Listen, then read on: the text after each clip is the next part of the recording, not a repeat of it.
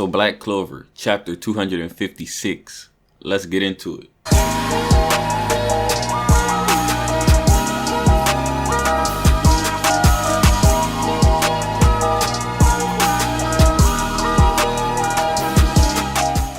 So Tabata is bringing us another fire chapter. If you're a Black Clover fan, you know he pretty much never disappoints. So let's get right into it. We can start a conversation in the comments. Let me know what you guys thought of the chapter, what you guys pointed out, you know, anything you guys seen. But other than that, the chapter starts off with Dante and he starts releasing this ominous aura. And we remember last chapter at the end of it, Dante said, all right, I'm going to show you my true power. So we know that Dante is showing his true power now. And basically, once he's in this form, it releases this ominous, horrendous aura. Like pretty much like his life energy changes into pure evil, basically. And Yami even says like this is horrendous aura. So pretty much this kind of reminded me of Hisoka from Hunter x Hunter. I don't know if you guys watched that, but like when Hisoka released his aura, this is kind of like the same effect that Dante got going on.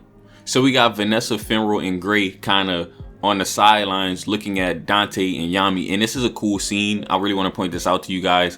Dante and Yami just straight up just floating. And I know this is really, y'all got to realize these floating characters are these straight up just like characters that fly without the use of a magic item like a broom or something, or like a magical thing that they ride on, whatever, a magical vehicle.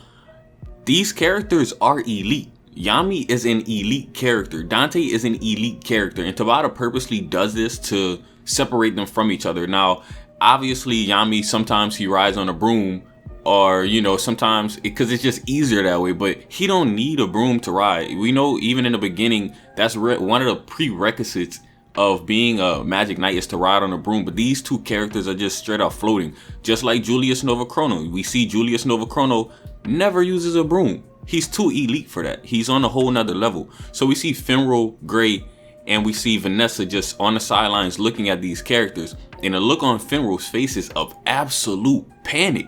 So basically, Finral states that they were scouting out the Spade Kingdom, and pretty much they was trying to come up with a plan to attack them. And then he's like, how did it turn out like this? And he's sweating bullets, man. Like he's just sweating. He's nervous. He's like, I did not expect this. So we know Finral had a lot of character development. So he's like, all right, should I try to support Yami? Or should I go try to call another captain? Because we know he has teleportation magic. I made a video on this the other day, but he basically has really useful magic and he could teleport and go get another captain right now if he wanted to. But he was like, he came to the conclusion and Finral was like, no, I can't do that.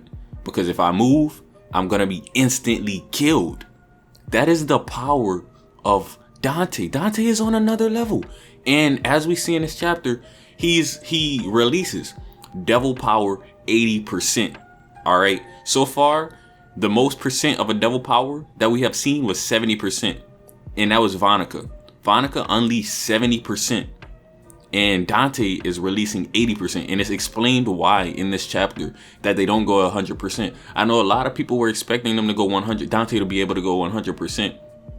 But I was very skeptical of that because I thought if Dante would go 100% devil power, he would be taken over by his devil. But I'm digressing. So basically, Yami's like looking at him and he's like, all right, so 80% is your true power. And then like he's, you know, Yami throwing out insults. He's like, basically Yami, I could tell what Yami thinking in his head. He's like, you're a terrible person and I don't respect you. Because Yami wants, you know, Yami's a good guy and this guy's just pure evil. And Yami's like, I can't respect that. And then that's when we have Dante pretty much explaining that the devil possessed users, they pretty much share a connection to the afterworld. And so this leads me to believe, this is a kind of a little theory that I'm gonna throw in here. I believe that they had to make contracts with these devils. So pretty much like they cannot use 100% of the power because of them being in two separate worlds. So basically that is why they want to unlock the underworld, because then they will be able to draw 100% of the devil's power. But right now they're just possessing like kind of like a shared bond, like they're trading pretty much between worlds. And they can't take 100% of the power because they're in different worlds, essentially. And he states this too. They threw this in, so I'm gonna go ahead and say it. he's like, Dante is like, he don't know what's up with Asta at all. So even among the devils, Asta is different. Asta is just straight up different, even among them. So we're gonna have a lot more coming up with Asta. He's separate, so that even Zagreus, all of the devils are not the same, because Zagreus was not the same as the Dark Triad, and I don't expect Asta's anti-magic devil to be the same as the Dark Triad either. Their source of power might be different or something, but they're not the same. Alright, so that I just wanted to say that. So basically, this man Dante is so elite. His form is cool too, by the way. I wanted to put that in there. I wanted to say that. But his form is so elite, he basically holds out his hand and he just creates this orb of gravity magic. And it's like kind of like a singularity, but it's like an orb of gravity essentially. And he's able to basically condense all of this gravity into this small orb. Kind of like, honestly, it reminded me of Yami's attack, because we know Yami has an attack called Black Moon, and Black Moon basically can erase other people's magic. But I'm digressing again. So basically, like a lot of people said, some people were saying that Yami was gonna die, and I'm like, no, y'all need to pay attention, all right? Because Dante needs Yami and William alive so they can use their magic to unlock the underworld. So to me, in my personal opinion, it does not make any sense for them to kill them. If they were just gonna kill them, like, that don't make sense. I don't know, it just don't make sense. So basically, he's like, as long as you're alive, it's not gonna be a problem. So maybe I should break a leg or two. So it's like, so basically Dante said, like, he's not about to play with this man. Like, you're coming no matter what. And that's what I see in Dante's personality. He's gonna get what he wants no matter what. That's just the type of person he is. That's all he knows, is getting what he wants. And he has this evil, like, you can look in his eyes. He has absolute evil eyes. He's like, I'm just about to break your legs and you're gonna come. I honestly thought they might have cut off his legs. So I basically predicted this, because I was like, they might not kill Yami, but they might cut off one of his arms.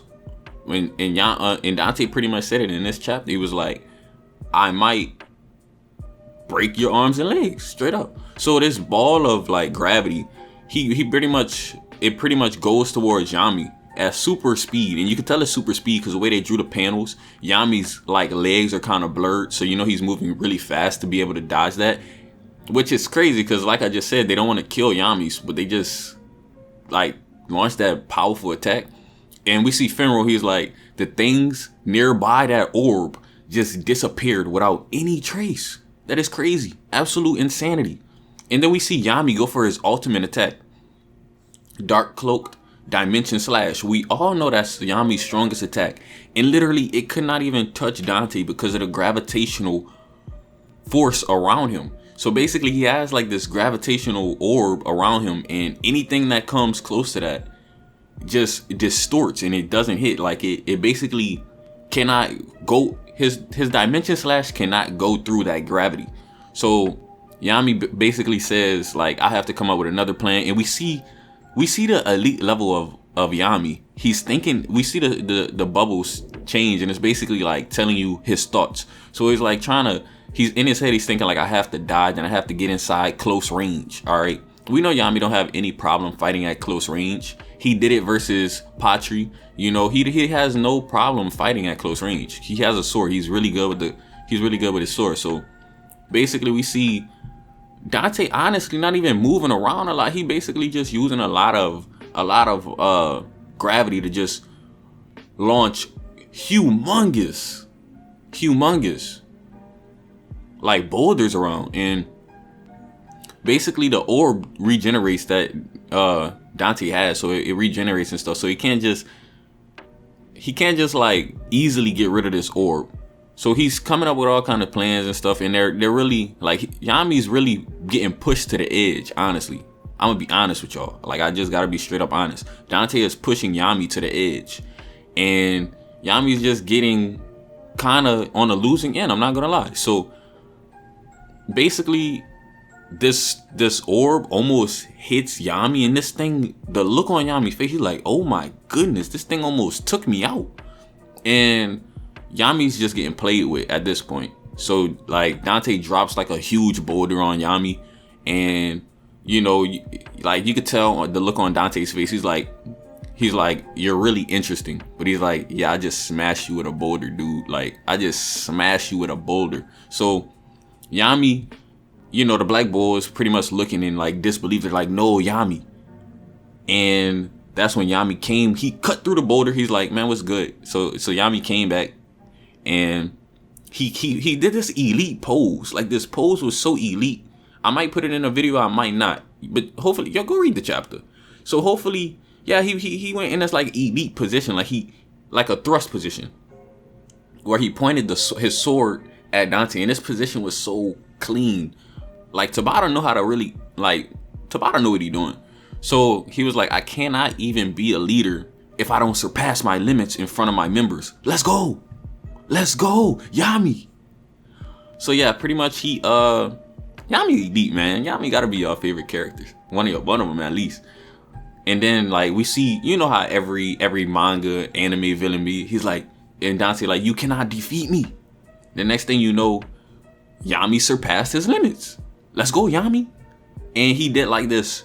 He wanted to do like a thrust. He wanted to thrust into him, but his attack was so powerful that it basically, it tore straight through Dante. His whole body, it tore straight through this man.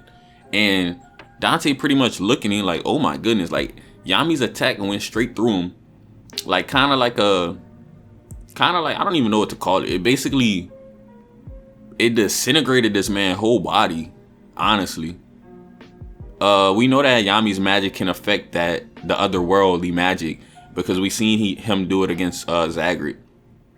Zagreus literally stated that dark magic interferes with the other world. So basically what Yami wanted to do was thrust into him, but his attack was so powerful that it turned into kind of like a thrust. So that's what happened there, and it basically disintegrated the middle part of Dante's body. So basically, picture this: Dante is a floating head, and his whole torso is gone. His torso just got completely blown away. It's gone.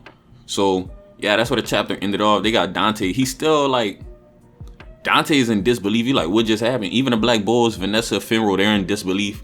Everybody's like, what? Yami just surpassed his limits and went to like a crazy attack. That might be his new ultimate attack. Who knows? But anyways, hopefully you guys enjoyed this video. If you did, please subscribe to the channel. I got a lot of Black Clover videos. Y'all go check them out. Comment. I like discussing everything. I reply to every comment and like the video. Other than that, it's been your boy Neo XO, and I'm out.